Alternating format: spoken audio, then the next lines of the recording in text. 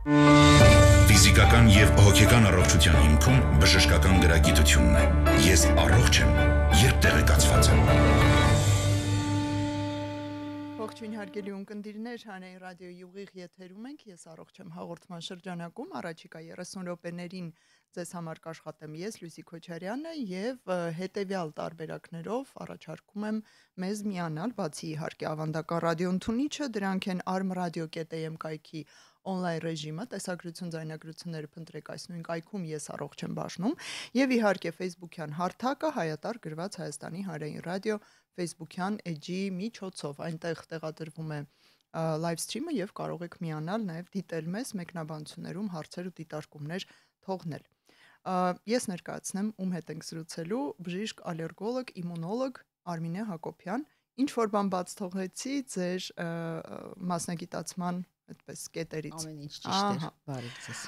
Ալերգոլոգ իմունոլոգը փաստորեն միացյալ այդպես մեկ պրոֆիլ է համարվում եւ եթե դուք խոսում եք իմունիտետից, իմուն համակարգից, իմունիզացիայից, մենք կարողանում ենք նաեւ խոսել ալերգիաներից ու ալերգիկ ռեակցիաներից, ճիշտ ենք հասկանում։ Այո, իհարկե։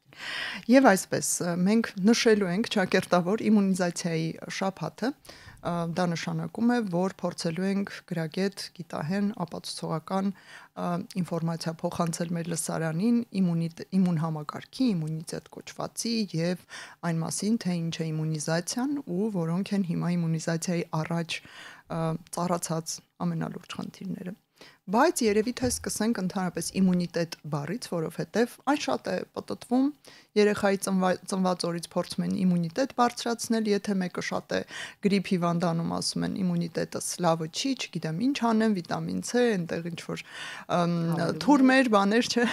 խմում են, որպեսզի իմունիտետը բարձրացնեն։ Կարող եք դուք մեզ իսկապես հիմա ներկայացնել, թե ինչ է այդ իմունիտետ կոչվածը եւ ինչ կարելի է նրա հետ ընդհանրապես անել։ Նախ շնորհակալություն հրավերի համար, ամեն անգամ մեծ սիրով գալիս ենք ձեր եթեր, քանի որ եւ բոլոր հարթակները մենք աշխատում ենք օգտագործել, որպիսի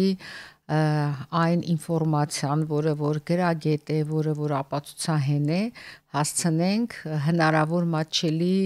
խոսքերով հանրությանը։ Ձեր հարցերին միանգամից ձեր հարցից սկսեմ ինչ է իմունիտետը։ Իմունիտետը դա իմուն համակարգի, այսինքն մեր օրգանիզմի իմուն համակարգի ֆիզիոլոգիական դերն է, որպեսզի մեզ պաշտպանի տարբեր տեսակի ախտածին, այսինքն այն ագենտներից, որոնք կարող են առաջացնել հիվանդություն, հա։ Դա բակտերիան է, վիրուսն է, սնկերն են եւ այլն, պարազիտները։ Եվ իմուն համակարգը, ինչպես օրինակ սիրտանոթային համակարգը, ինքն էլ է համակարգ։ Ունի օրգաններ, ունի բջիջներ, ունի համակարգ, որը որ աշխատում է։ Չգիտես ինչի շատ ընդունված ձեր ասածը շատ տարածված երևույթ է, երբ որ գալիս են մեզ մոտ, ասում են իմունիտետս ցածր է, տեսնեք, մի բան արեք, որ իմունիտետս բարձրանա։ Անընդհատ հիվանդանում եմ։ Այո, ես անընդհատ հիվանդանում եմ, հաճախ եմ հիվանդանում։ Ստեղ պետք է տարանջատել մանկական եւ մեծահասակներին, հա, մանկական տարիք եւ մեծահասակներին, որովհետեւ երբ երեխան ծնվում է, մոտավորապես 6 ամիս, մայրիկից վերցրած բոլոր այն հակամարմինները կամ պաշտպանիչ սպիտակուցները ունի եւ չի հիվանդանում երեխան այն հիվանդություններով, որով հիվանդացել է մայրը, կամ եթե ունեցել է մայրը պատվաստում, ապա այդ պատվաստումից ստացած պաշտպանություններ եւս անցնում է երեխային։ 6 ամիս հետո այդ ամեն ինչը վերանում է եւ երեխան սկսում է ձևավորել իր սեփական պաշտպանությունը։ Եվ այդ հենց ժամանակահատվածից մինչև 3 տարեկան, մինչև 5-6 տարեկան տարբեր երեխաների մոտ տարբեր ձևով է ընթանում, բայց այն ժամանակն է, որ երեխաները շատ հաճախ են հիվանդանում։ Եվ երեխան շատ հաճախ հիվանդանում է, քանի որ ինքը չունի հիշողություն, քանի որ ինքը առաջի անգամ է հանդիպում տվյալ ախտածին, այսինքն հիվանդություն առաջացնող հարուցիչի հետ եւ ձեռք է բերում հիշողություն կամ իմունիտետ, կոպիտ ասած։ Այսինքն իմունիտետը դա մարզեցված, ձեռք բերված, հատուկ մշակված օրգանիզմի կողմից ինքնապաշտպանական այդ մեխանիզմն է։ Այո, ինքնապաշտպանական մեխանիզմն է, որը պետք է սկսել աշխատել միայն այն դեպքից հետո, երբ որ հանդիպում է ինչ որ հարուցիչի։ Այսինքն մենք ունենք բնական իմունիտետ, երբ ընդհանրապես չենք հիվանդանում, հա, կամ որոշ հարուցիչներ պարզապես չեն կարողանում հասնել այն մակարդակի, որ առաջացնեն հիվանդություն, այսինքն ամեն ինչն է իմունիտետ։ Մեր մաշկն էլ է մեր իմունիտետ, այսինքն մաշկը դա պաշտպանիչ է։ Լորձաթաղանթը իր վրա գտնվելով տարբեր տեսակի նյութերը եւ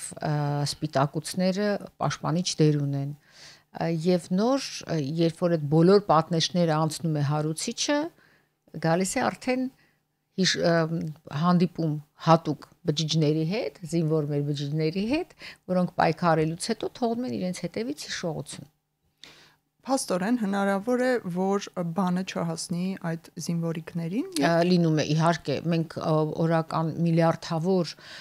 բակտերիաների եւ վիրուսների հետ շփվում ենք, բայց ամեն օր չի, որ հիվանդանում ենք, ճիշտ է, որովհետեւ կան պաշտպանիչ մեխանիզմներ, որոնք մեզ դրանից պաշտպանում են։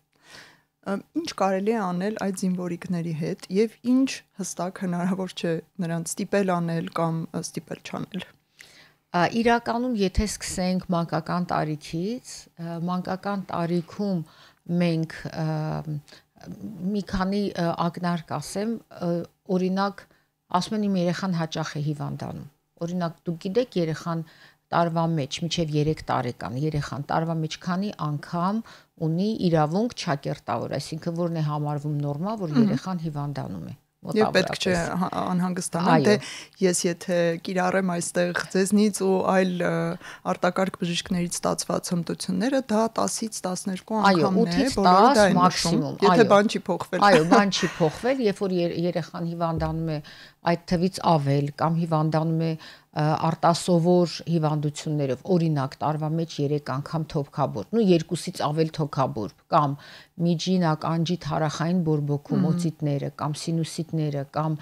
անհասկանալի լուծերը եւ այլն, նրանք արդեն ահազանգ են,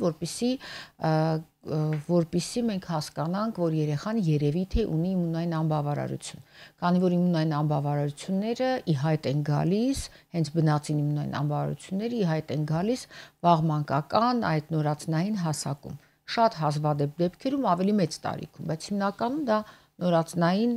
առաջի մի քանի ամսվա կամ մինչև 1-2 տարեկան հասակում։ Ես ինչու բերեցի այդ օրինակը, որ այդ օրինակի վրա ցույց տամ, որ այդ երեխաների մոտ է, որ բացակայում է ինչ որ օղակ իմուն համակարգի եւ եթե չկա այդ օղակը, ապա երեխան պարզապես չի կարողանում պայքարի տարբեր տեսակի հարուցիչների դեմ։ Հիմա վերադառնալով ձեր հարցին, ինչ կարող ենք անել, ոչինչ, կամ մենք ունենք, կամ չունենք, դա ժառանգական է եւ իհարկե տրված է։ Այո, այսինքն նորմալ իմունային համակարգ ունենալը դա ոնց որ նորմալ, չգիտեմ, սիրտանոթային կամ ստամոքսաղեքային տրակտ ունենալն է։ Բայց ցավոք սրտի, այո, կան հազվադեպ հանդիպող հիվանդություններ, որոնք իմունային անբավարարություններն են բնածին եւ այդ երեխաները տարբեր օղակների դեֆեկտ են ունենում։ Ճիշտ է արդյոք, որ թե երեխաների ու թե ինչու՞ չէ նաև մեծահասակների մոտ ամենավախենալի եւ այդպես դժվար կառավարելի վիճակը հենց իմունային անբավարարությունն է, ու որ բժշկագիտությունը դեռ մեղմ ասած ոչ մի վերջնական լուծում դրա համար չի գտել։ Ամեն դեպքում այսպիսի մտայնություն կա էլի հանրությունում մարդկանց մեջ, որ դա սարսափելի է, դա վախենալի է։ Երբ որ ես նոր սկսեցի աշխատել, դա 25 տարի առաջ էր, ուրեմն այդ ժամանակ շատ բավականին քիչ էր հնարավորությունները բուժման առաջնային իմունային անբավարարություն ունեցող անձանց, այսինքն դրանք երեխաներն են։ Այսօր ժամանակակից բժշկությունը մեզ առաջարկում է բավականին արդյունավետ բուժումներ, որոնցից են օրինակ ոսկրածոցի տրանսպլանտացիա կամ ցողունային բջիջների տրանսպլանտացիա եւ որոշ դեպքերում մենք ունենք 100%-ով բուժելիություն։ Մեծահասակների իմունիտետի մասին կուզեմ խոսել առանձին, որովհետև մեծահասակների իմունային համակարգի խանգարում լինում է շատ հազվադեպ դեպքերում, որոնք են դա երբ որ պացիենտը ունի ծանր քաղցկեղ եւ ստանում է կամ քաղցկեղի են արդեն տերմինալ բաներն են, փուլերն են, կամ ստանում է իմունային համակարգը ընկճող շատ ուժեղ դեղամիջոցներ, կամ ռադիացիոն հիվանդությունն է, երբ որ ռադիացիայի հետևանքով է իմուն համակարգը ընկճվում, եւ այն եզակի դեպքը, այն եզակի դեպքերն են, որ իմուն համակարգը կարող է նվազել, sense այսպես ասեմ։ Եվ դա միակ իրավիճակներն են, որտեղ պետք է նաև միջամտություն։ Այն մնացածը, որ մենք ամենօրյա մեր պրակտիկայում տեսնում ենք, որ իմունիտետս լավը չի, հաճախ եմ հիվանդանում, ես կարիք ունեմ իմուն համակարգս բարձրացնելու միջոցներին, այդպիսի բան իրականում չկա։ Իսկ դիմադրողականություն, թե դա այլ բան է եւ դա իսկապես կարելի է կոփել կամ բարձրացնել։ Շատ հետաքրքիր հարց եք տալիս, քանի որ եթե գնանք դեղատուն կամ բացենք Instagram-ը կամ տարբեր կայքեր, մենք կարող ենք տեսնել, թե ինչքան գովազդվող հավելումներ կա, որ դիմադրողականությունը բարձրանում։ Այո, թեյերից մինչև ներարկումներ, հաբեր, իմիջիալոց ուզեմ այս հարթակը օգտագործել, որպիսի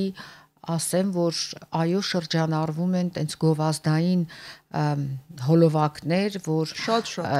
եկեք ստացեք ներարկումներ, մի քիչ ժողովրդական լեզվով ասած սիստեմաներն են, որը կբարձրացնի ձեր իմունիտետը եւ այլն, ոչ մի դեպքում խնդրում եմ չտրվել նման բաների, որովհետեւ իրական իմունային համակարգը բարձրացնելը դա դժվար բան է, երկրորդը միշտ չի, որ մենք դրա կարիք ունենք եւ ես նշեցի, որ դեպքում մենք ունենք կարիքը։ Երևի դիմադրողականությունը կբարձրանա առողջ ապրելակերպով։ Այո, հիմա երբ որ գալիս են մեզ մոտ պացիենտները, մենք ինչ ենք ասում։ Ես հաճախ եմ հիվանդանում, այո, կա նման բան։ Եվ կա իհարկե ընդհանուր ժամանակավոր իմունային համակարգի ընկճում, որը ոչ մի դեպքում, եթե հանձնեն որոշ հետազոտություններ, ոչ մի բան չի երևալու, շեղումներ չեն լինելու, եթե մարդը նորմալ իմունային համակարգ ունի, բայց ավելի հաճախ է հիվանդանում։ Ամենաառաջ պատճառը գիտեք որն է ստրեսը։ Այսինքն երբ որ մարդ գտնվում է տևական ստրեսի ազդեցության տակ, հիմա շատ մոդայիկ տերմին կա burnout-ը, այսինքն այրումը, բայց այնքան իրական է այն։ Դա իրական է։ Եվ այդ այրումի հետևանքները, այո, մենք կարող ենք ունենալ որպես հաճախ հիվանդանալ, տարբեր դրսևորումներ ունենալ։ Մենք ասում ենք ամենակարևոր 3 կետերն են իմուն համակարգը կարգավորելու, դա առողջ քունն է, նորմալ սնվելը, վիտամիններով եւ հանքային աղերով հարուստ եւ սպորտով զբաղվելը ինչքան որ հնարավոր է։ Վերջ։ Ուրիշ բան խորհուրդ չենք կարող տալ։ Իսկ դուք գիտեք, որ մասնագիտության ներկայացուցիչներն են ամենաշատն ունենում հուզական այրում։ Փորձեք բժշկության այո, չէ, հենց բժիշկները։ Ահա։ Եվ դուք ուզում եք բժշկության մեջ էլ ավելի։ Բժիշկները առաջ տեղում են, վերջերս կարդացի Ամերիկայի Միացյալ Նահանգներում տպագրված հոդված էր, որ առաջի տեղում նեյրոխիրուրգներն են, նեյրովիրաբույժները, անհետաձգելի ռեանիմատոլոգ եւ էմերջենսի բժշկության բժիշկներն են, ինչքան ստրեսային իհարկե այդքան ավելի կարդիովիրաբույժներ եւ այլն։ Իսկ երկրորդ տեղում ֆինանսիստներն են, ովքեր զբաղվում են ներդրումներով, բիրժաներով, այդպես են, որ անընդհատ զարթնում են եւ տոկոսներին ու ցուցանիշներին են հետևում, ովքեր կարող են մեկ օրում 100,000-ավոր այսպես դոլարներ կորցնել, մի խոսքով բժիշկները շատ զավեշտալի է այս համադրությունը։ Եկեք հասկանանք նաեւ իմունիզացիա ասելով ինչ ենք հասկանում եւ ինչու ենք մենք նշում հատուկ տարվա մեջ անդրադառնում այ իմունիզացիայի շաբաթին, ինչու է դա կարեւոր եւ անհատ մարդկանց եւ հանրության առողջության եւ ընդհանրապես առողջապահական համակարգի համար։ Իմունիզացիան դա այն երևույթն է, որ մաքսիմալ պաշտպանի, ես հիմա պարզ լեզվով եմ իհարկե ուզում դա հասցնենք մատչելի հանրությանը, որ ունենանք մաքսիմալ պաշտպանություն, կոլեկտիվ պաշտպանություն, անհատական պաշտպանություն տարբեր հիվանդությունների դեմ եւ այդ պաշտպանությունը մենք հասնում ենք պատվաստումների միջոցով, պատվաստումների արդյունքում։ Հաջորդ ամենավախենալի բառը պատվաստումներն են, այո, ընդ որում ոչ միայն Հայաստանում, տարբեր միֆեր, այո, եւ իմունիզացիայի շաբաթը տոնելով երևի շատ անպատվող նշելով, անդրադառնալով ամբողջ աշխարհում նպատակը մեկն է, որպիսի հանրությունը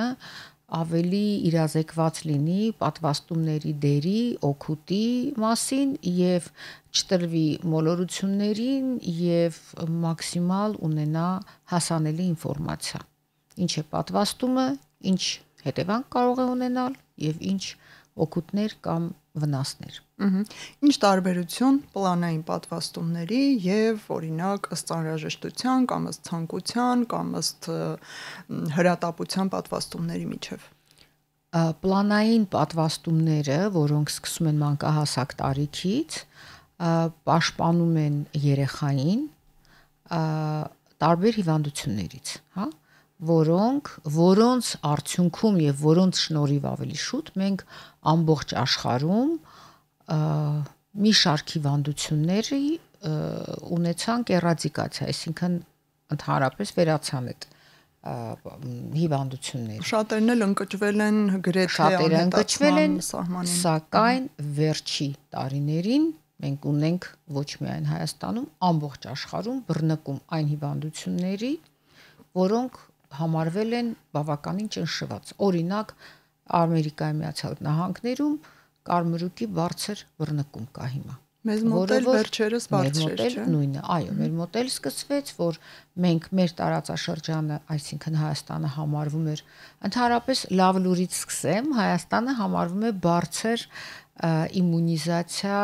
կատարող երկիր, այսինքն մեր ծածկույթի իմունիզացիա բավականին բարձր է։ Մի շրջան 90+% էր, հիմա որքան է, իջել է, չէ՞։ Ես կվախեմ թվեր ասել, որովհետև չեմ տիրապետում, բայց այնուամենայնիվ բարձր է։ Բարձրերից մեկն է։ Այնուամենայնիվ բարձր է։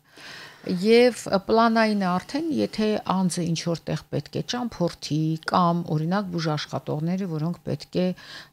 հեպատիտ B-ի պատվաստում ստանան, ըստ անհրաժեշտության են անում, մեկ պլանային է արվում,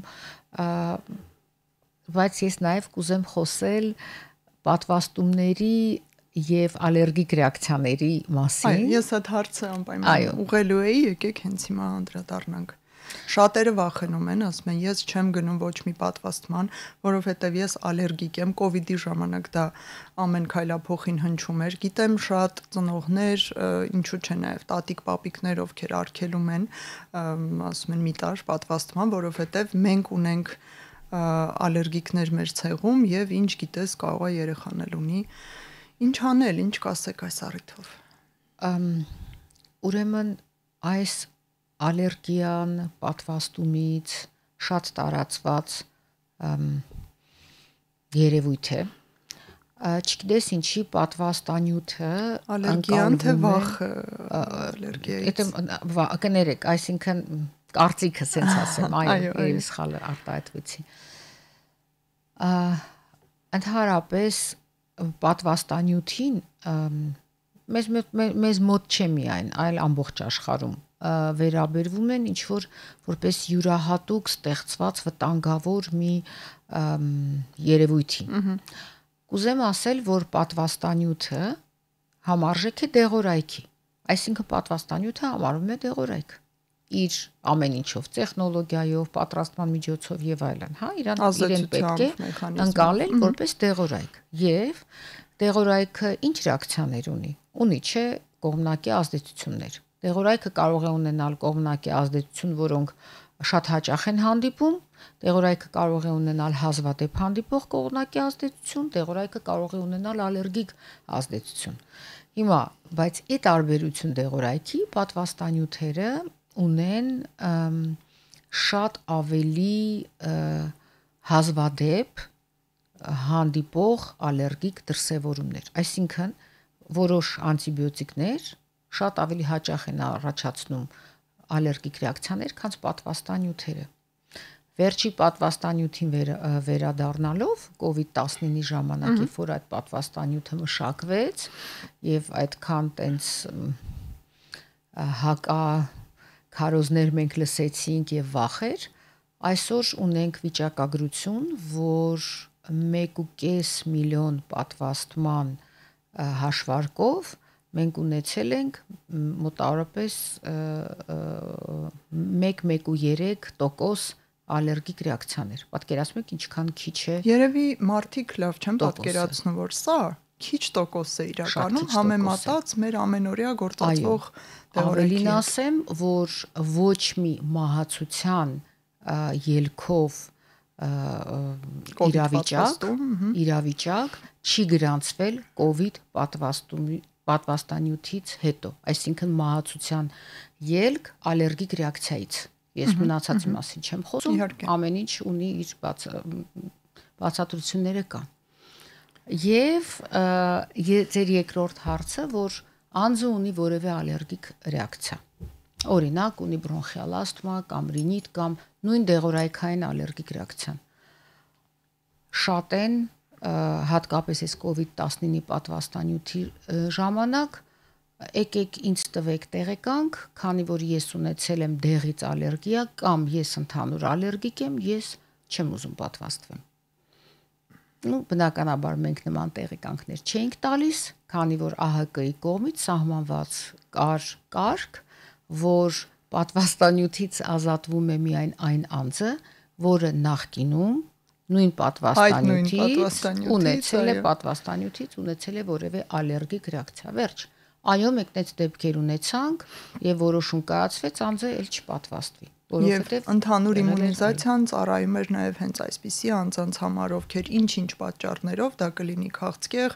այլ քրոնիկական հիվանդություն, ի վիճակի չեն, շատ պետք է, բայց ի վիճակի չեն ստանալ պատվաստումը եւ իրենց պաշտպանություն է պետք։ Այո, ու դա շատ կարևոր փաստ է, հատկապես երեխաների շրջանում, էլի անդրադառնալով այն երեխաներին, որոնք ունեն բնածին եւ ծանր ձևերի իմունային անբավարարության, որոշ հիվանդություններ կան, այդ երեխաներին պարզապես պատվաստումները հակացուցված են, քանի որ իմուն համակարգը չի աշխատում, կոպիտ ասած, եւ կոլեկտիվ պատվաստումները այդ երեխային են փրկում, որպեսզի չհիվանդանալ։ Եվ այդ ամենակարևոր պահերից է ինձ թվում է, որ պետք է ապահովի, որպեսզի ուրիշների կյանքը վտանգի չենթարկվի։ Եվ փաստորեն, երբ դուք հարգելի ունկնդիրներ, դե բնականաբար ոչ բոլորը, բայց ոմանք ձեզնից հենց այնպես կամ չարդարացված հրաժարվում եք որևէ պլանային կամ անհրաժեշտ պատվաստումից, պետք է աչքի առաջ ունենաք այն վնասը, որ հասցնում եք իսկապես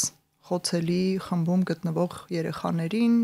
հղի կանանց, ծերերին, նրանք ոնց որ թե ամենախոցելին են հարությունում, այսինքն դուք ուղղակի, դե ես հրաժարվեցի, ինչ պետք է լինի, որ չէ, եւս մեկ անձով նվազում է, չէ, հանրային իմունիզացիոն այդ շերտը։ Եվ ես կուզեի նաեւ հասցնեինք ալերգիկ ռեակցիաների դրսևորումներից խոսել, որովհետեւ տարբեր վիճակներ են առաջանում այդ օրինակ ներարկումը ստանալուց հետո եւ երբեմն մարդիկ շփոթում են, մտածում են, ահա, այ ես հիմա ալերգիա ունեցա, հենց հիմա գլուխս պտտվեց կամ ինչ որտեղս քոր եկավ, այ որոնք են իսկապես ալերգիկ ռեակցիայի նշաններ։ Այստեղ էլի անդրադառնալով այն փաստին, որ պատվաստանյութը դեղորայք է եւ ինչպես ցանկացած դեղորայք կարող է ունենալ տարբեր կողմնակի ազդեցություններ, պետք է հասկանանք նախ սա պատվաստումից զարգացած կողմնակի ազդեցությունն է, թե ալերգիկ դրսևորումն է, այսինքն տեղային կարմրություն, քոր, մի թեթև ցավ կամ ջերմաստիճանի բարձրացում։ Ես ինքս ամեն տարի պատվաստվում եմ գրիպի դեմ, օրինակ այդ մի օրը իմ համար ընթանում է բավականին ծանր, որովհետև ջերմում եմ, ես մի ամբողջ օր շատ վատ եմ զգում։ Բայց այն ռիսկերը, որը կարող է իր մեջ պարունակել օրինակ խոզի կամ գրիպի վիրուսը, այստեղ ավելի տես լեզվով եմ ուզում ասեմ համընդհանուր որ հասկանացվի, քան թե շտամերով, մտածում եմ, որ ավելի լավ է ես այդ մի օրը դիմանամ, վատ եմ զգալու, այո, շատ վատ եմ զգում, ջերմում եմ, պառկում եմ, մյուս օրը արդեն լավանում եմ, քան թե ամեն օր այդ հոսքի հիվանդների հոսքի հետ շփվելով գոնե պաշտպանված եմ երկու հիմնական ամենածանր շտամերից։ Վերադառնալով ալերգիկ ռեակցիաներին, կարող է լինել այտուց, որը ավելի մեծ է, որը ավելի տարածուն է, կարող է լինել անգիոայտուց կամ կվինկե այտուց հասկացողությունը, տարբեր գրականություն, տարբեր եզրույթներ է առաջարկում, ցանավորում, որը եղնջացանի տեսքով է լինում, ամբողջ մարմնով թե այո, ամբողջ մարմնով արդեն։ Եվ ամենածանր դրսևորումը դա անաֆիլաքսիան է, որը կյանքին վտանգ ներկայացնող ծայրահեղ վիճակ է, ալերգիկ, որը պահանջում է շատ արագ կողմնորոշում եւ որոշակի միջամտություն։ Բայց բարեբախտաբար անաֆիլաքսիաները պատվաստումից զարգացած շատ հազվադեպ են։ Իսկ որ դեպքերում են ավելի հաճախ հանդիպում անաֆիլակտիկ շոկերը։ Դուք նկատի ունեք, որ դեղորայքի թե պատվաստումները առհասարակ, գիտեք, մթերք, դեղորայք եւ այլն զուտ որպես օգտակար ինֆորմացիա մարդկանց։ Անաֆիլաքսիան լինում է 3 հիմնական պատճառներից, դա սնունդն է, դեղորայքը եւ միջատի խայթը։ Միջատի խայթը դա ուրեմն մեղու կամ կրետ, որովհետև միջատ մոծակից անաֆիլաքսիա չի լինում կամ մրջյուններից անաֆիլաքսիա կամ սարդը եւ օծը դա անաֆիլաքսիա չէ, այլ ուղղակի թունավոր ռեակցիան է, այո, ալերգիկ ռեակցիա չէ, դա ուղղակի տոքսիկ ռեակցիան է տվյալ կենդանիների, այսպես ասեմ, մենակ մի տեսակի մրջյուններ կան, որոնք Ամազոնիայում են ապրում, կարող են այո, չեն հասնի, սննդամթերքը վախենալու է էլի հանդիպում է բավականին հաճախ ոչ մեր երկրում էլի բարեբախտաբար եւ մանկական տարիքից է սկսվում։ Այդ երևի ֆիլմերում տեսած կլինեք մի կաթիլ, մի փոքր քանակ, ինչ որ սնունդ, գետնանուշն եւ այլն կամ ծովամթերքները եւ դեղորայքը։ Դեղորայքն էլ դե ցավում եմ, բայց մենք դեռ ունենք հասանելիություն դեղորայքի, որը պետք է չունենանք, բայց ես հույսով եմ, որ ես դեղատոմսերով դուրս գրվողը եւ այլն եւ ընդհանուր համակարգը, որտեղ ամբողջ արտացոլվում է ինֆորմացիան պացիենտի մասին, արդեն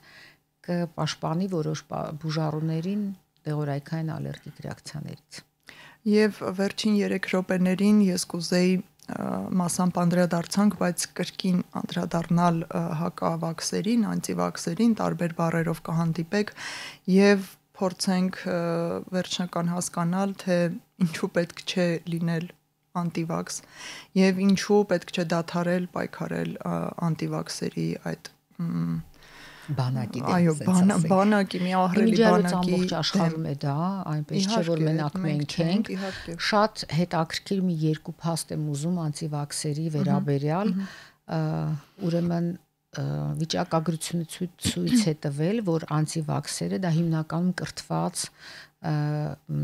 տոկոսն է։ Այսինքն ասեք, ինձ թվում էր գոնե ինտելեկտուալ եւ էրուդիցիայի ինտելեկտուալ էրուդիցիայի բարձր ունեցող հիմնական անտիվաքսերը, որոնք իրանց երեխաներին խոսում ենք երեխաների պատվաստումների մասին եւ այն ծնողների մասին,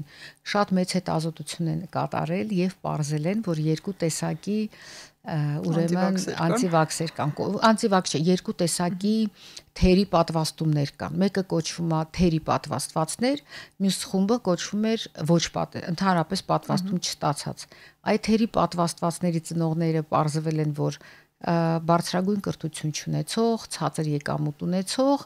այլ սոցիալապես այն խավն է, որը որ ավելի շատ թափթփվածության եւ ոչ հետեւողականության պատճառով է, որ իր երեխաները չեն պատվաստվել, իսկ ընդհանրապես չպատվաստված երեխաները դա կրթված ծնողների երեխաներն են, բայց այստեղ կասեմ ինչու, որն է պարադոքս, հա, հիմնական անտիվաքսերի ինչի դեմ են պայքարում, իսկ առաջ ոնց էր, բնական էր ամեն ինչը, ինչի չենք մենք պետք է անենք, այո, ուրեմն կամ պետք է վերցնենք այն կենսակերպը եւ այլն։ Եվ երկրորդ անտիվաքսերի ամենակարևոր բանը, որ թունավոր նյութեր կան վակցինաների մեջ, իրանք մոդիֆիկացիա, այստեղ սկսվում է արդեն միֆերը, որ նման բաներ չի լինում։ Արդեն սարսափն է այստեղ սկսվում, որից պետք է կիլոմետրերով հեռու մնալ։ Եվ բոլորը պետք է, հատկապես բոլոր բուժաշխատողները պետք է ունենան մի հատ կարծիք եւ լինեն գիտական ապացուցահեն բժշկությանը հետևորդ։ Գոնե բժիշկները, նվազագույնը բժշկական հարույթը։ Շատ շնորհակալություն, մենք զրուցեցինք բժիշկ ալերգոլոգ, իմունոլոգ Արմինե Հակոբյանի հետ, շատ կարևոր իմունիզացիայի թեմայով ձեզ համար աշխատեց Լուսի Քոչարյանը, ցտեսություն եւ շնորհակալություն։ Ես առողջ եմ, երբ տեղեկացված եմ։